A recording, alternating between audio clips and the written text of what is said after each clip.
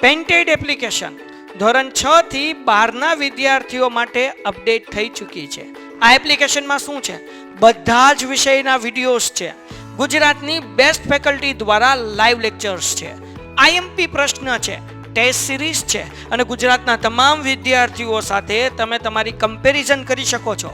ગેમિફિકેશન છે અને બીજું ઘણું બધું. તો તમે એપ્લિકેશન ડાઉનલોડ ન કરી હોય તો ડિસ્ક્રિપ્શનમાં લિંક આપી છે. હમણાં જ પ્લે સ્ટોર ઉપર જાઓ અને એપ્લિકેશન ડાઉનલોડ કરો.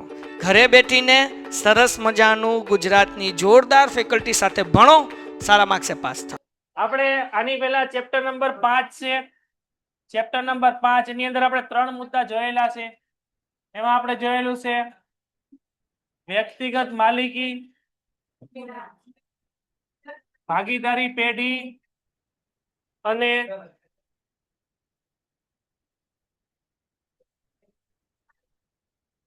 Hindu undivided family.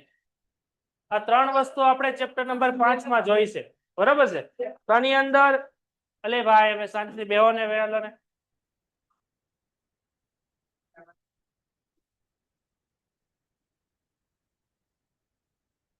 તો આની અંદર આપણે સ્ટાર્ટિંગમાં વ્યક્તિગત માલિકી જોઈ, આનું ઉલટું કરી નાખો એટલે શું થાય? ભાગીદારી પેઢી. તો આ તમને આવડે તો ઓટોમેટિક આવડે. બરાબર? આની અંદર આપણે જોવાનું છે સંયુક્ત હિસ્સાવાળી કંપની, જેને આપણે શું કહેશું? Joint stock company. તો કે જોઈન્ટ સ્ટોક કંપની એટલે કે એવી કંપની કે જેના ટકે શેર બહાર પડે. બરાબર છે? જેને આપણે જોઈન્ટ સ્ટોક કંપની કહેવાય. તો પહેલા આપણે જોઈન્ટ સ્ટોક કંપની વિશે ચર્ચા કરી લઈએ.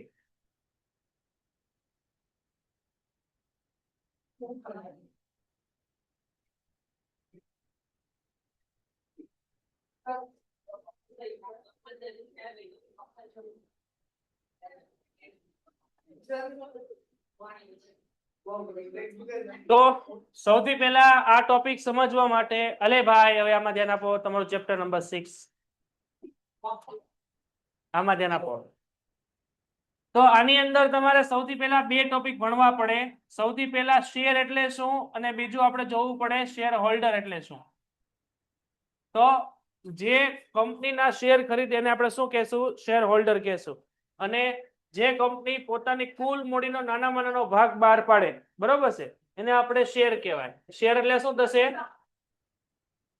કંપનીની કુલ મૂડીનો નાનામાં નાનો ભાગ એટલે શું થશે? એટલે થશે શેર.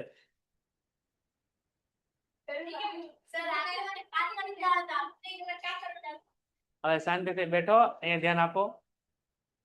આ ચેપ્ટર રિવિઝન કરી લઈએ આપણે.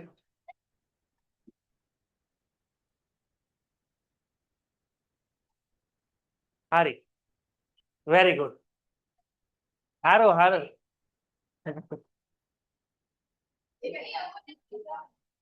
તો જોઈન્ટ સ્ટોક કંપની એટલે કે આની અંદર જાહેર જનતા પોતાની જે મૂડી છે એ કંપનીને આપે છે.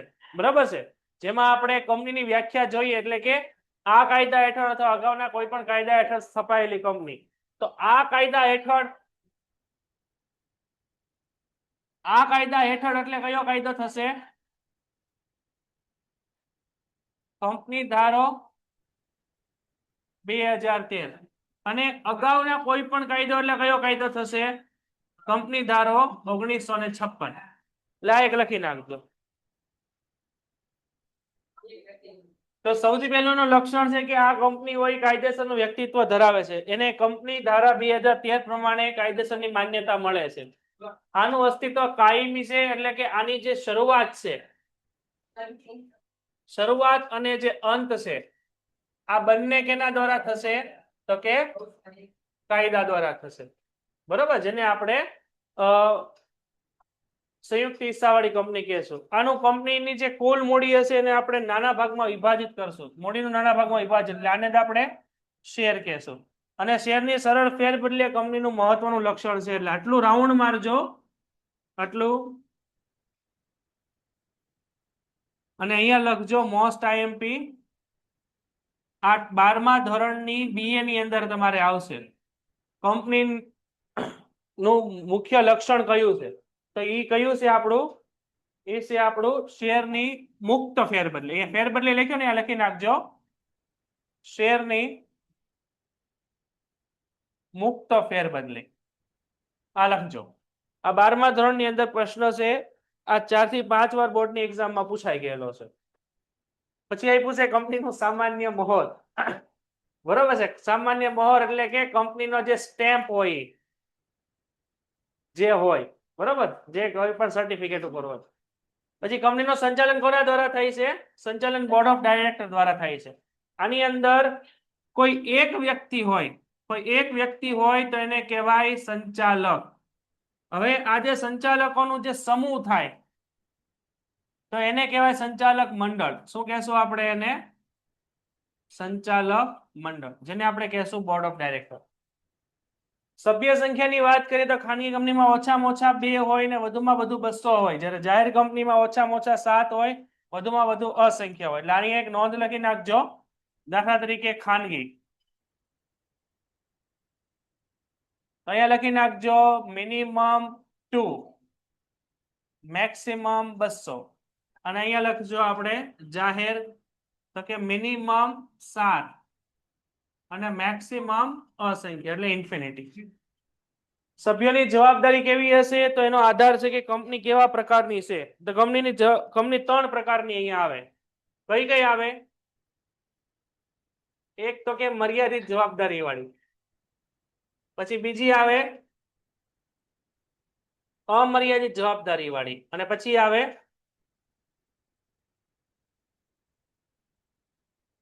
બાહેંધરીથી મર્યાદિત વાળી.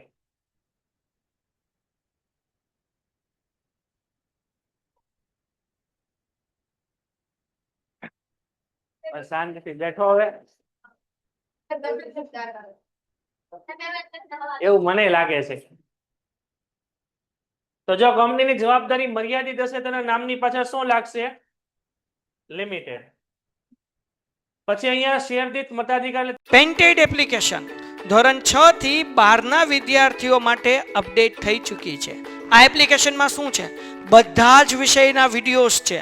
ગુજરાતની બેસ્ટ ફેકલ્ટી દ્વારા લાઈવ લેક્ચર્સ છે, આઈએમપી પ્રશ્ન છે, ટેસ્ટ સિરીઝ છે, અને ગુજરાતના તમામ વિદ્યાર્થીઓ સાથે તમે તમારી કમ્પેરિઝન કરી શકો છો.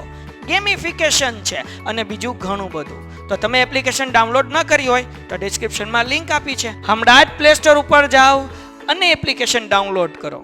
ઘરે બેઠીને સરસ મજાનું ગુજરાતની જોરદાર ફેકલ્ટી સાથે ભણો, સારા માર્ક્સે પાસ થાઓ. તો પહેલો ફાયદો શું થશે? કંપનીની અંદર સૌથી વધારે પ્રકારની મૂડી હશે, શેરની ફેરબદલી હશે. આ કેવું છે કંપનીનું? આ મહત્વનું લક્ષણ છે. સભ્યોની જવાબદારી કેવી રહેશે? મર્યાદિત. જો કંપની લિમિટેડ હશે તો. અને અલગ વ્યક્તિત્વ અને કાયમી આયુષ્ય. કાયમી આયુષ્ય એટલે કે સભ્યના મૃત્યુના આધાર અસ્તિત્વથી કંપનીની શેર ફેરબદલી થાય છે, એનાથી કંપનીને કોઈ ફરક પડતો નથી. અને વિશાળ કદના લાભ એટલે વિશાળ કદમાં તમે ખરીદી કે વેચાણ કરી શકો છો. પછી સંચાલક, કાર્યક્ષમ સંચાલન, કારણ કે આનું સંચાલન કોણ કરે છે? બોર્ડ ઓફ ડાયરેક્ટર દ્વારા. એટલે આની અંદર માલિક કોણ છે? માલિક છે આની અંદર શેરધારકો. અને સંચાલકો કોણ છે? સંચાલક કોણ છે? તો કે બોર્ડ ઓફ ડાયરેક્ટર છે. પછી સમાજ અને રાષ્ટ્રને લાભ છે. મર્યાદાની વાત કરીએ તો આમાં સ્થાપના વિધિ ખર્ચાળ છે, વ્યક્તિગત માલિકી અને ભાગીદારી પેઢી કરતા ધારાકીય નિયંત્રણો છે. દાખલા તરીકે સેબીના નિયમો લાગુ પડે છે. હવે સેબીની સ્થાપના છે ને, એ લખી નાખજો. સેબીની સ્થાપના થઈ હતી 1992માં. આ 12મા ધોરણની અંદર આવશે. પછી જો કોઈ વ્યક્તિ પાસે કંપનીના વધારે પડતા શેર આવી જાય તો એ આપખુદશાહી વહીવટ ચલાવી શકે. વહીવટ ખર્ચમાં વધારો થાય, કારણ કે આમાં તમારે નિષ્ણાંતોને ફી આપવાની છે, અધિકારીઓને બોલાવવાના છે વગેરે. રહસ્યની જાળવણી આની અંદર મુશ્કેલ છે, કારણ કે ઘણા બધા લોકો આમાં જોડાયેલા છે. નિર્ણયો લેવામાં વિલંબ થાય છે, કારણ કે બધાને પૂછીને તમારે ચાલવું પડે છે. ઓછા પરિવર્તનશીલ છે, કારણ કે નિર્ણયો કેવા આવે છે? વિલંબિત. સટ્ટાખોરીને મહત્વ હોઈ શકે. સટ્ટાખોરી એટલે આની અંદર લખજો ઇનસાઇડર ટ્રેડિંગ. હવે ઇનસાઇડર ટ્રેડિંગ કોને કહેશું? એ તમે નેટ ઉપર સર્ચ કરી લેજો. સમાજને ઘણા બધા ગેરફાયદા પણ થાય છે. દાખલા તરીકે કંપનીના અંદર હડતાલ, માલિક દ્વારા તાળાબંધી થાય વગેરે વગેરે. પછી પ્રકારોની વાત કરીએ તો આના વિશે આપણે ચર્ચા ઓલરેડી કરી ગયા છીએ. ખાસ કાયદા દ્વારા જેની કંપનીની સ્થાપના થાય, દાખલા તરીકે LIC છે, પછી RBI છે, reserve bank of India, life insurance corporation, તેને ખાસ કાયદા દ્વારા સ્થપાયેલી કંપની કહેવાય. સભ્ય સંખ્યાની દ્રષ્ટિએ વાત કરીએ તો જાહેર કંપની હોય તેમાં ઓછામાં ઓછા 7 હોય, વધુમાં વધુ અસંખ્ય હોય. ખાનગીમાં વાત કરીએ તો ઓછામાં ઓછા 2 હોય, વધુમાં વધુ 200 હોય. અને વ્યક્તિગતની વાત કરીએ તો ઓછામાં ઓછું 1 હોય ને વધુમાં વધુ પણ 1 હોય. તો શેર મૂડીથી મર્યાદિત જવાબદારી વાળી કંપની એટલે જેના નામની પાછળ લિમિટેડ લાગે. બાહેંધરીથી મર્યાદિત એટલે કે જેના નામની પાછળ અહીંયા લિમિટેડ શબ્દ ન લાગે. અને પછી અહીંયા આમાં પણ અહીંયા લિમિટેડ શબ્દ ન લાગે. બરાબર, આની અંદર શબ્દ લાગે પ્રાઇવેટ લિમિટેડ જો પ્રાઇવેટ કંપની હોય તો, બાકી લિમિટેડ લાગે કારણ કે મર્યાદિત છે. સરકારી કંપની એટલે એવી કંપની કે જેમાં સરકારે 51% થી કે તેથી વધુનું એની અંદર રોકાણ કરેલું હોય.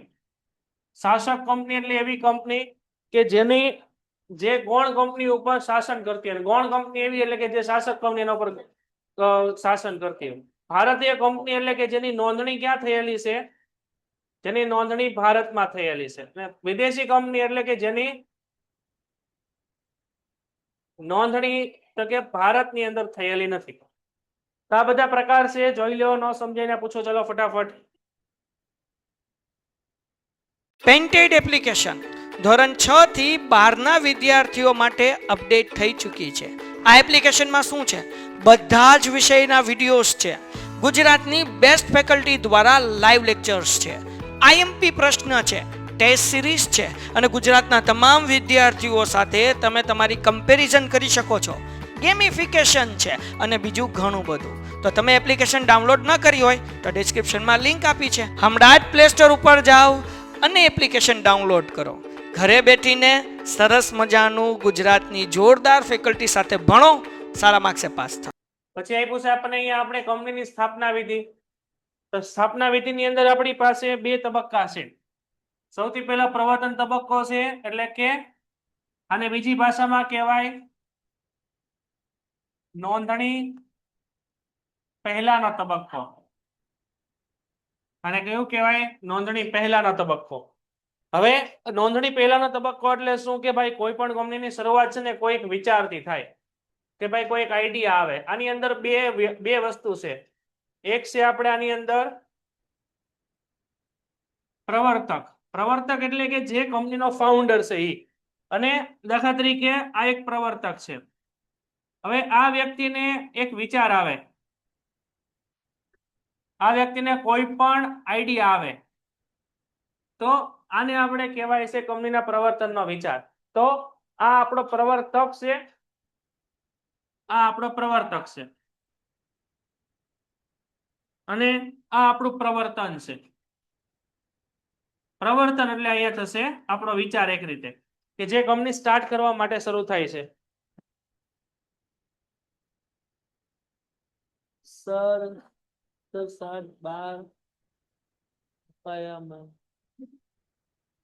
ભાઈ શું લખ્યું? સમીર ફરીથી લખ ભાઈ, કાંઈ સમજાણું નહીં મને.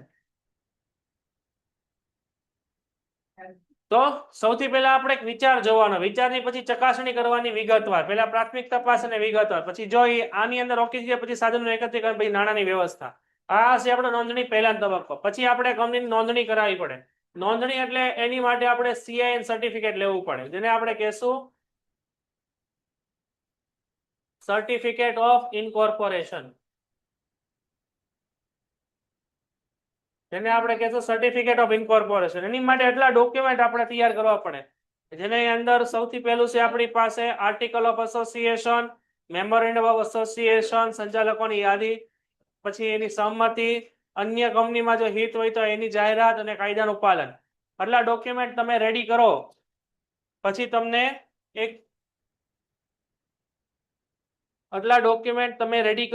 તમારે કંપનીની રજિસ્ટર ઓફિસે અને નોંધણી કરાવવા માટે જવાનું. એટલે પછી કંપનીનું જો આ વિધિ પૂર્ણ થાય એટલે કંપની રજિસ્ટર નોંધણીનું પ્રમાણપત્ર તમને આપે. આ પ્રમાણપત્ર ને સર્ટિફિકેટ ઓફ ઇનકોર્પોરેશન કહેવાય. અને જો ખાનગી કંપનીના પ્રમાણપત્ર જેવું મળે એટલે એ પોતાનો ધંધો સ્ટાર્ટ કરી શકે છે. હેડલાઇન કરજો, ખાનગી કંપની આ વિધિ પૂર્ણ થાય ધંધો સ્ટાર્ટ કરે. જ્યારે જાહેર કંપની અને લઘુત્તમ ભરણું ની શરતો કર્યા બાદ એટલે કે જો જાહેર કંપની હોય તો જાહેર કંપની પેલા આઈપીઓ બહાર પાડશે પછી આની કંપની સ્ટાર્ટ કરશે બરાબર છે તો અહીંયા આપણું ચેપ્ટર આખું પૂરું થાય છે આખું જોઈ લો ન સમજાઈને પૂછો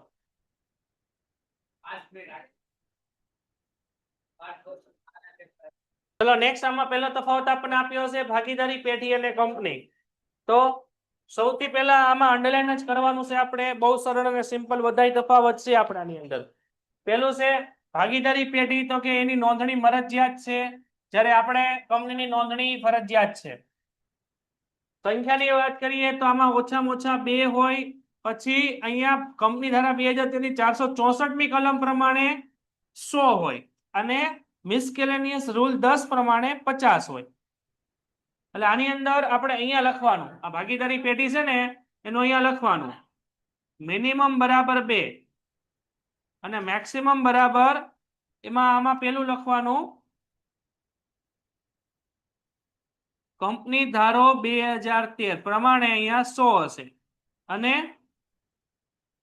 મિસકેલેનિયસ રૂલ પ્રમાણે 50 હશે આ યાદ રાખજો દરેક વ્યક્તિ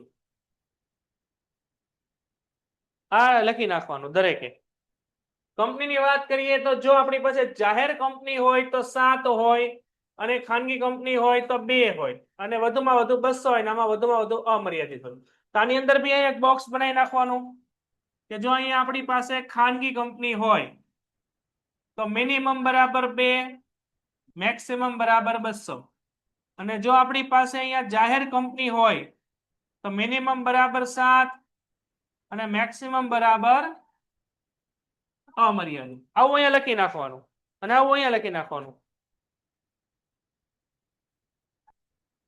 केवल पेज नंबर से 67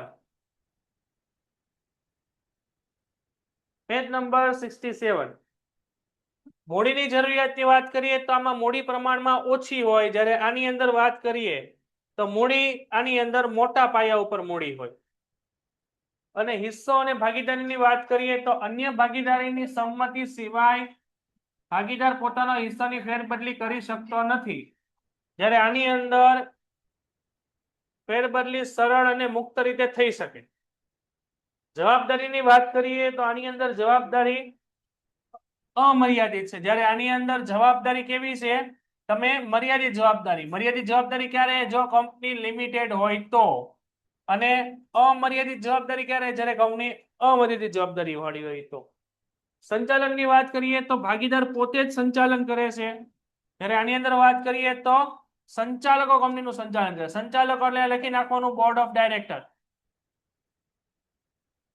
આયુષ્યની વાત કરીએ તો આનું આયુષ્ય ટૂંકું હોય છે જ્યારે આનું આયુષ્ય છે એ લાંબુ હોય છે રહસ્યની વાત કરીએ તો રહસ્યની જાળવણી થઈ શકે છે અહીંયા રહસ્યની જાળવણી થતી નથી કારણ કે વધુ લોકો છે પરિવર્તનશીલતાની વાત કરીએ તો આ પરિવર્તનશીલ છે આ પરિવર્તનશીલ મુશ્કેલ છે એટલે આની અંદર પરિવર્તન સરળ છે આની અંદર પરિવર્તન મુશ્કેલ છે વ્યક્તિગત સંપર્કની વાત કરીએ તો કર્મચારી ગ્રાહક સાથે સીધો સંપર્ક કરે છે વેઢીના જે કર્મચારી જ્યારે આની અંદર વ્યક્તિગત સંપર્કનો અભાવ છે કારણ કે કંપનીના માલિક અલગ છે અને સંચાલકો પણ અલગ છે વિસર્જનની વાત કરીએ તો ભાગીદારો ઈચ્છે ત્યારે વિસર્જન થઈ શકે અને આની અંદર વાત કરીએ તો કાયદા કંપનીનું વિસર્જન કાયદાના પાલન દ્વારા જ થઈ શકે આને આપણે કહેશું વાઇન્ડિંગ અપ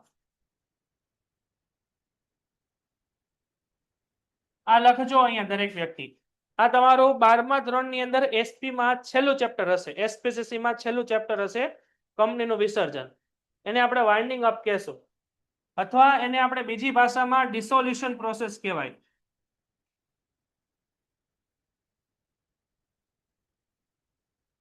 આ બંને અંગ્રેજીના વર્ડ લખી નાખજો 12મા ધોરણમાં આવશે ચલો જોઈ લો આખો તફાવત નેક્સ્ટ ને પછી આપણને બીજો તફાવત આપ્યો છે ખાનગી અને જાહેર કંપની ખાનગીમાં ઓછામાં ઓછા 2 હોય વધુમાં વધુ 200 હોય જ્યારે જાહેરમાં ઓછામાં ઓછા 7 હોય વધુમાં વધુ નિયંત્રણ ન હોય ફેરબદલીની વાત કરીએ તો આમાં ફેરબદલી ઉપર નિયંત્રણ હોય જ્યારે આની અંદર ફેરબદલી કેવી છે મુક્ત હોય જાહેર જનતાને આપણે વાત કરીએ તો વિજ્ઞાપન પત્ર બહાર પાડી શકાતું નથી આમાં તમે વિજ્ઞાપન પત્ર બહાર પાડીને તમે જાહેર જનતા પાસેથી પૈસા ખરીદી લો.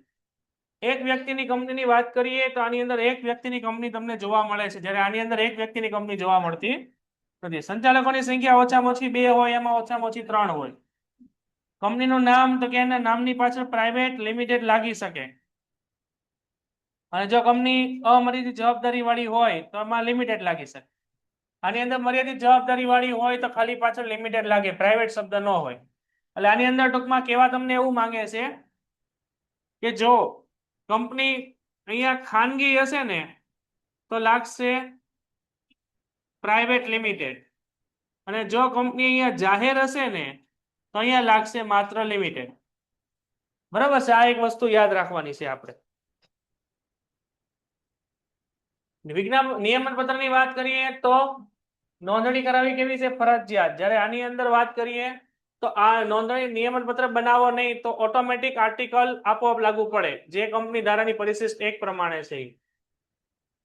લઘુત્તમ ભરણાની વાત કરીએ તો આમાં લઘુત્તમ ભરણાની જરૂર નથી, જ્યારે આની અંદર લઘુત્તમ ભરણાની જરૂર છે. નવા શેરની વાત કરીએ તો કંપનીના વર્તમાન સભ્યો સિવાય અન્ય વ્યક્તિને શેર આપી શકાય છે, જ્યારે આની અંદર પ્રથમ દરખાસ્ત કંપનીના વર્તમાન સભ્યોને કરવી પડે છે. એટલે અહીંયા લખજો હકના શેર. શું લખવાનું છે આપણે?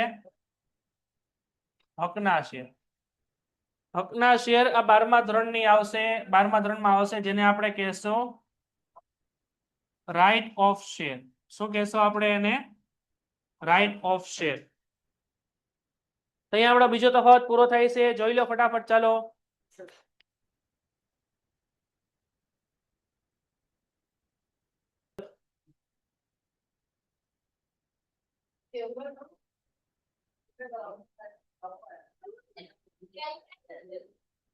અરે આપણે ચેપ્ટર 6 ભણીએ છીએ બેટા. અત્યારે ચેપ્ટર 3 આવે ત્યારે આપણે રિવિઝન કરશું ભાઈ.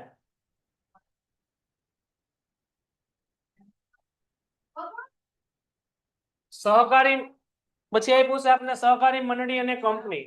તો કે સહકારી મંડળીની વાત કરીએ તો આની અંદર સમાનતાના ધોરણે સ્વૈચ્છિક રીતે સંગઠન વ્યક્તિઓનું છે, જ્યારે આમાં વ્યક્તિઓનું મરજિયાત મંડળ છે. આની અંદર મુખ્ય હેતુ હેનો છે તો કે સેવાનો, જ્યારે આની અંદર મુખ્ય હેતુ હેનો છે તો કે નફાનો.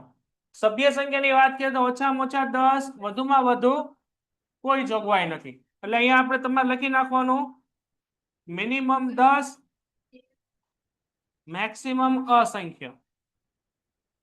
જ્યારે જાહેર કંપનીમાં આપણે બધાને ખબર જ છે, જો જાહેર કંપની હોય તો ઓછામાં ઓછા 7, વધુમાં વધુ ગમે એટલા. જ્યારે ખાનગી કંપની હશે તો ઓછામાં ઓછા 2, વધુમાં વધુ 200. સ્થાપના વિધિની વાત કરીએ તો સ્થાપના વિધિ આની સરળ છે, આની અટપટી છે. વહીવટ વાત કરીએ તો લોકશાહી ઢબે થાય છે, જ્યારે આની અંદર લોકશાહી ઢબે ખાલી ભ્રામક બને છે. શેરની વાત કરીએ તો એક સરખા મતાધિકાર વાળા અને એક જ પ્રકારના શેર આની અંદર જોવા મળે છે. આની અંદર તમને ઇક્વિટી શેર અને પ્રેફરન્સ શેર બંને જોવા મળે છે. શેરની ફેરબદલી આની અંદર થઈ શકતી નથી, અને આમાં સભ્યપદનો અંત લાવી શકે, જ્યારે આની અંદર શેરની ફેરબદલી થઈ શકે છે.